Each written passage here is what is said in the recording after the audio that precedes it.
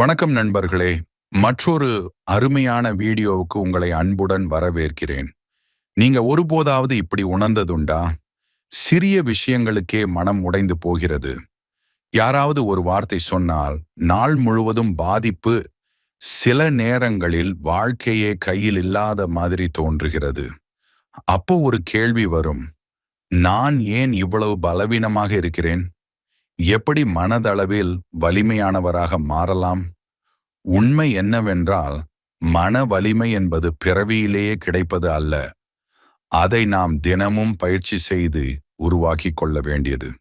இன்றைய இந்த வீடியோவில் வாழ்க்கையின் எந்த சூழ்நிலையிலும் அசையாத மனதை உருவாக்கும் சில எளிய ஆனால் சக்தி வாய்ந்த முறைகளை நான் உங்களுடன் பகிரப் போகிறேன்.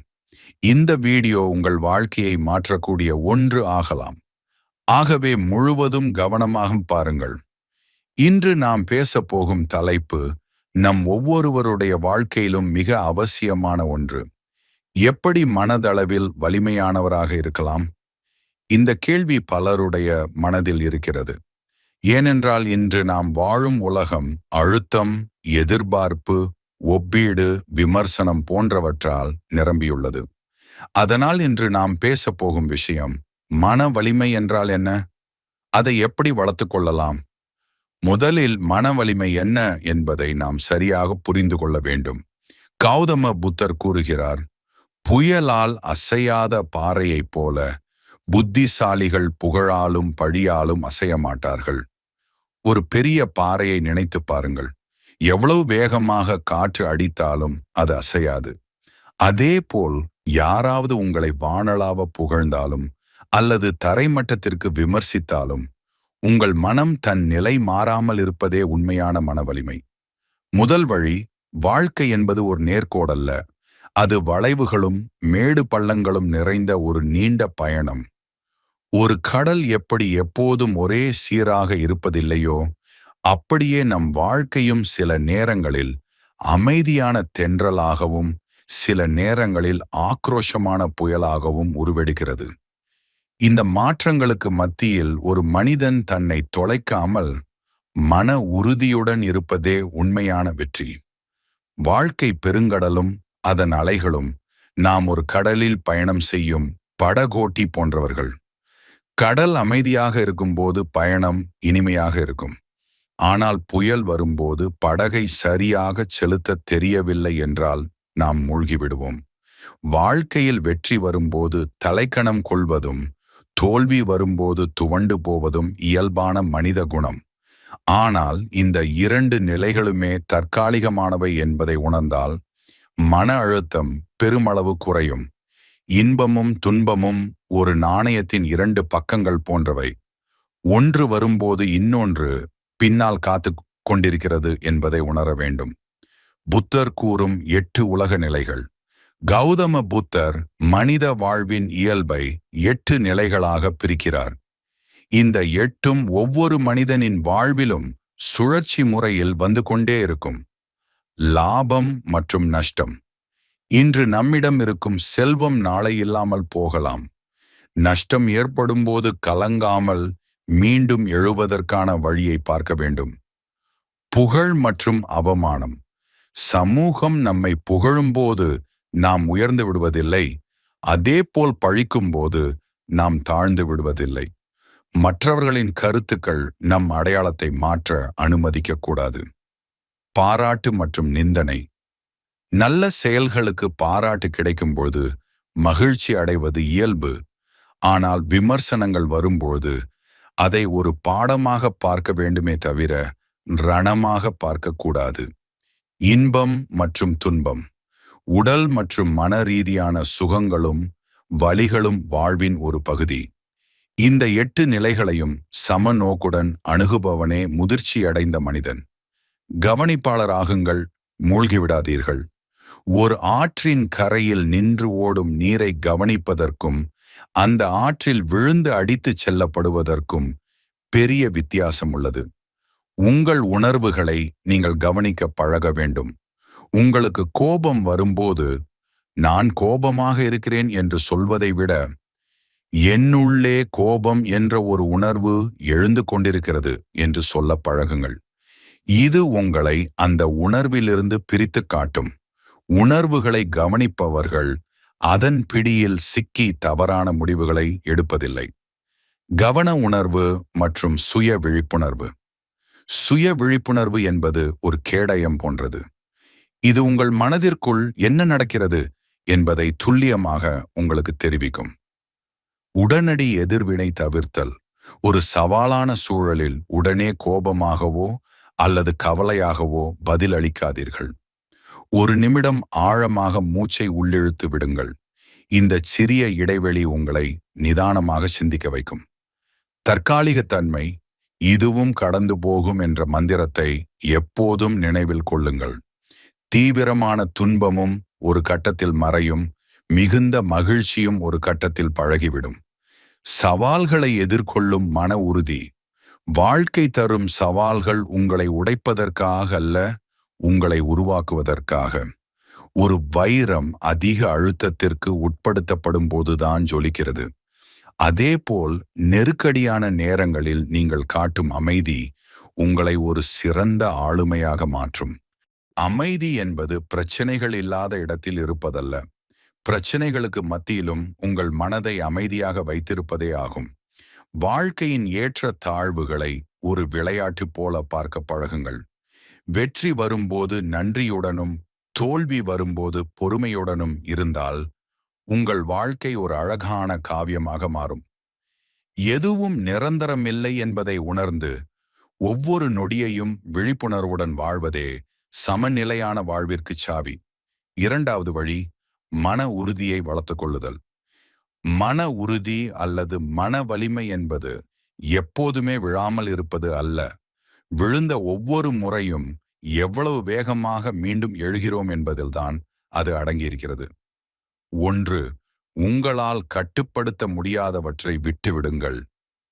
மன அழுத்தம் ஏற்படுவதற்கு மிக முக்கியமான காரணம் நம் கட்டுப்பாட்டில் இல்லாத விஷயங்களை பற்றி நாம் கவலைப்படுவதுதான்.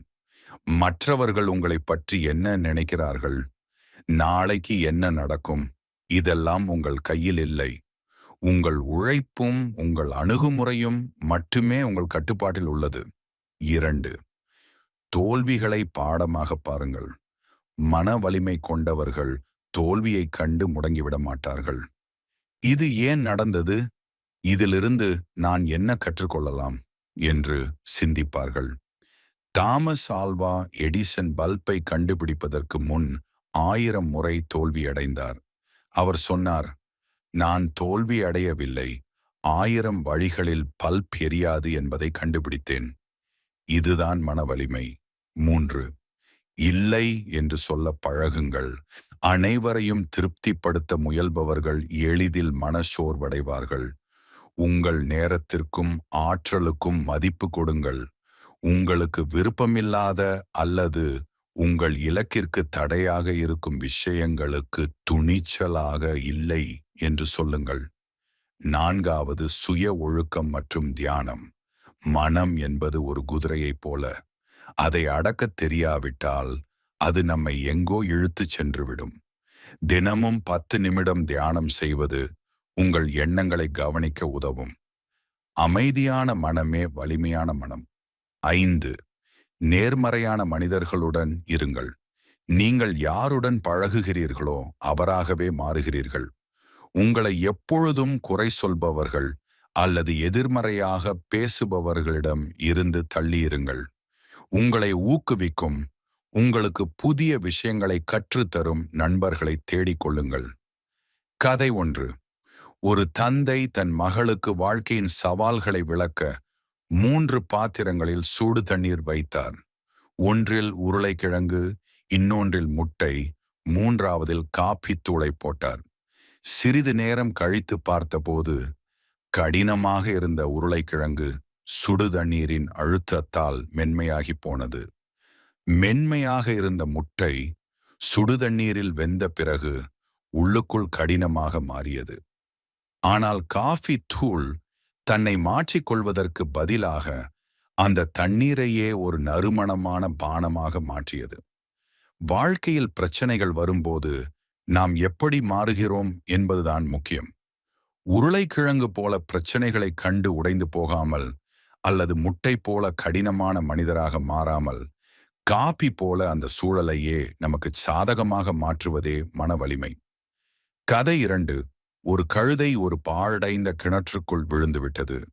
அதை காப்பாற்ற முடியாது என்று நினைத்த உரிமையாளர் கிணற்றை மூடிவிட முடிவெடுத்து அதன் மேல் மண்ணையும் குப்பைகளையும் கொட்டினார். தன் மேல் விழும் ஒவ்வொரு மண் மூட்டையும் தன்னை அமுக்கிவிடும் என்று கழுதை நினைக்கவில்லை. மாறாக ஒவ்வொரு முறை மண் விழும்போதும் அதை உதறிவிட்டு அதன் மேல் ஏறி நின்றது. இறுதியில் போடப்பட்ட அதே குப்பைகளை ஒரு ஏணியாக மாற்றி கழுதை கிணற்றை விட்டு வெளியே வந்தது.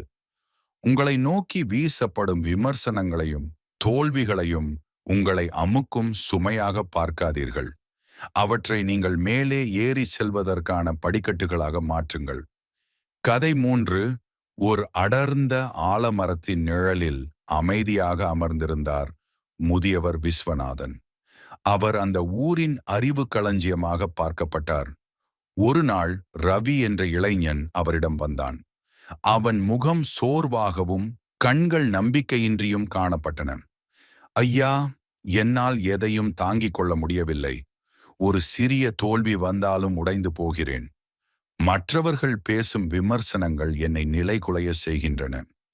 நான் எப்படி மனதளவில் வலிமையானவனாக மாறுவது? அதற்கு ஏதேனும் வழி உண்டா என்று ஆதங்கத்துடன் கேட்டான். விஸ்வநாதன் புன்னகைத்தான். நிச்சயமாக ரவி, இதோ பார் என்று கூறி ஒரு சிறிய கண்ணாடி குவளையையும் ஒரு ரப்பராலான பந்தையும் அவனிடம் கொடுத்தார். இப்போது இந்த கண்ணாடி குவளையை தரையில் போடு என்றார். ரவி போட்டான். அது சிதறி உடைந்தது. இப்போது இந்த பந்தை தரையில் ஏறி என்றார். ரவி எறிந்தான். அது தரையில் பட்டு மீண்டும் அவனிடமே துள்ளி வந்தது. விஸ்வநாதன் சொன்னார், மன வலிமை என்பது கண்ணாடி போல இருப்பதல்ல, பந்து போல இருப்பது. கண்ணாடி கீழே விழுந்தால் சிதறிவிடும். ஆனால் பந்து அடிபடும் போது இன்னும் உயரமாக எழும்பும். மனதளவில் வலிமையாவதற்கான 5 சூத்திரங்களை அவர் ரவிக்கு விளக்கினார். 1. உணர்ச்சிகளை ஏற்றுக்கொள்.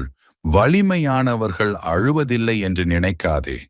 தங்களுக்கு வலிப்பதையும் பயமாக இருப்பதையும் முதலில் அவர்கள் ஒப்புக்கொள்வார்கள். உன் பலவீனத்தை நீ அங்கீகரிக்கும் போதுதான் அதை மாற்றும் சக்தி உனக்கு கிடைக்கும். 2. கட்டுப்பாட்டில் உள்ளவற்றில் கவனம் செலுத்து. மற்றவர்கள் உன்னை பற்றி என்ன நினைக்கிறார்கள் என்பது உன் கையில் இல்லை. ஆனால் நீ உன்னை பற்றி என்ன நினைக்கிறாய் என்பது உன் கையில் உள்ளது. வானிலை உன் கட்டுப்பாட்டில் இல்லை, ஆனால் குடை பிடிப்பது உன் கையில் இருக்கிறது. 3. இல்லை என்று சொல்ல பழகு. அனைவரையும் திருப்திப்படுத்த முயல்பவர்கள் விரைவில் மனச்சோர்வு அடைவார்கள். உனக்கு எது முக்கியமோ அதற்கு மட்டும் முன்னுரிமை கொடு. தேவையில்லாத விஷயங்களுக்கு இல்லை என்று சொல்வது உன் மனதிற்கு நீ கொடுக்கும் பாதுகாப்பு. 4. கடந்த காலத்தை பாடமாக மட்டும் பார். கடந்த கால தோல்விகளை சுமந்து கொண்டிருப்பவன் அதிக தூரம் நடக்க முடியாது. அதை ஒரு சுமையாக பார்க்காமல் ஒரு பாடமாக பார். தவறு செய்வது மனித இயல்பு, அதை திருத்திக் கொள்வது மன வலிமை. 5. சுய கட்டுப்பாடு மற்றும் பயிற்சி. தினமும் சிறிய சவால்களை ஏற்றுக்கொள். காலையில் சீக்கிரம் எழுவது, உடற்பயிற்சி செய்வது என சிறிய விஷயங்களில் உன் மனதை வென்றால் பெரிய போராட்டங்களை உன்னால் எளிதாக கையாள முடியும். இந்த கதையை கேட்ட ரவிக்கு ஒரு தெளிவு பிறந்தது.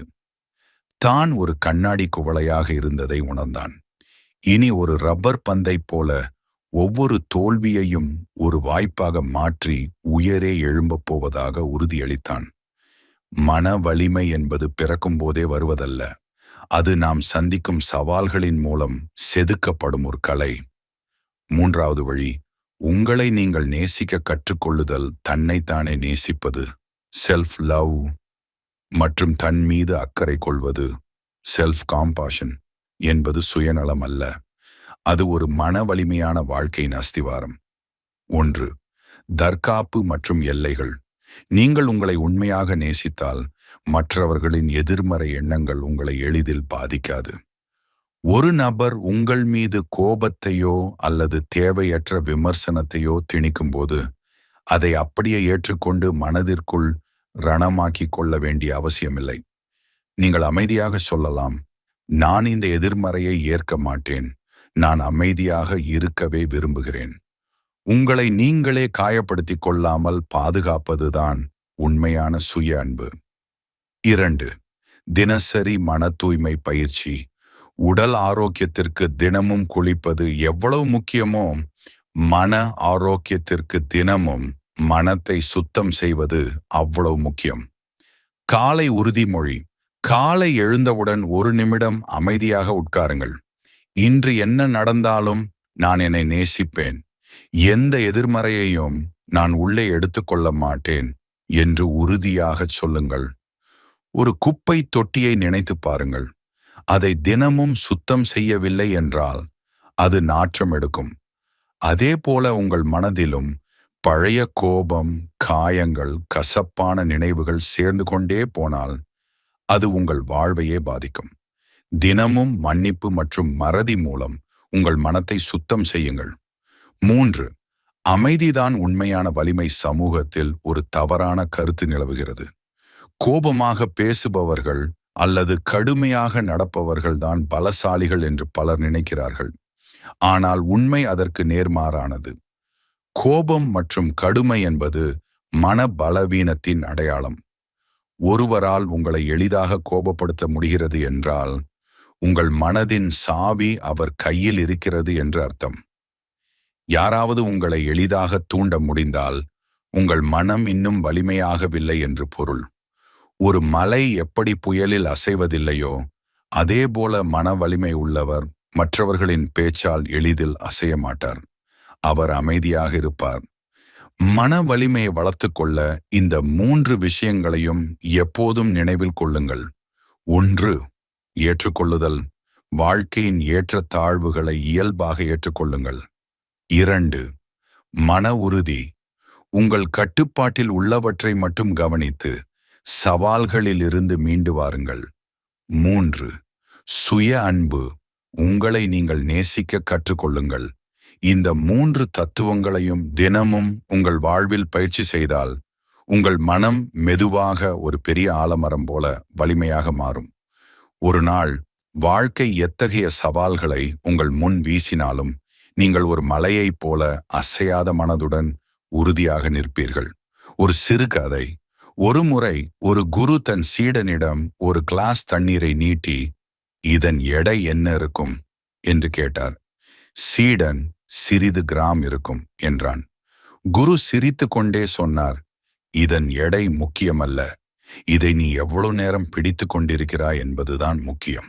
1 நிமிடம் பிடித்தால் வலிக்காது, 1 மணி நேரம் பிடித்தால் கை வலிக்கும், 1 நாள் முழுவதும் பிடித்தால் உன் கை செயல் இழந்துவிடும். கவலைகளும் அப்படித்தான். அவற்றை சுமந்து கொண்டே இருந்தால் மன வலிமை குறைந்துவிடும். அவ்வப்போது கிளாஸை கீழே வைப்பது போல கவலைகளை இறக்கி வைக்க பழகுங்கள். நண்பர்களே, மன வலிமை என்பது ஒரே நாளில் உருவாகும் ஒன்று அல்ல. அது தினசரி பயிற்சியால் மெதுவாக வளரக்கூடிய ஒரு திறன். வாழ்க்கையின் ஏற்ற தாழ்வுகளை ஏற்றுக்கொள்ளுங்கள். சவால்கள் வந்தாலும் மீண்டும் எழும் மன உறுதியை வளர்த்து கொள்ளுங்கள். முக்கியமாக எந்த சூழ்நிலையிலும் உங்களை நீங்கள் நேசிக்க கற்றுக்கொள்ளுங்கள். நினைவில் வைத்துக் கொள்ளுங்கள், உண்மையான வலிமை என்பது வெளியில் காட்டுவதல்ல, உள்ளே அமைதியாக இருப்பதில் தான் உள்ளது. இந்த 3 விஷயங்களையும் நீங்கள் வாழ்க்கையில நடைமுறைப்படுத்த ஆரம்பித்தால் ஒரு நாள் வாழ்க்கை எதை கொடுத்தாலும் நீங்கள் அசையாத மனதுடன் நிற்பீர்கள். இந்த வீடியோ உங்களுக்கு பிடித்திருந்தால் லைக் செய்யுங்கள். உங்கள் கருத்தை கீழே எழுதுங்கள். நண்பர்களுடன் பகிருங்கள். மேலும் இப்படிப்பட்ட வீடியோக்களுக்கு சப்ஸ்கிரைப் செய்ய மறக்காதீர்கள். உங்கள் வாழ்க்கை அமைதி மற்றும் மகிழ்ச்சியால் நிரம்பியதாக இருக்கட்டும். நன்றி.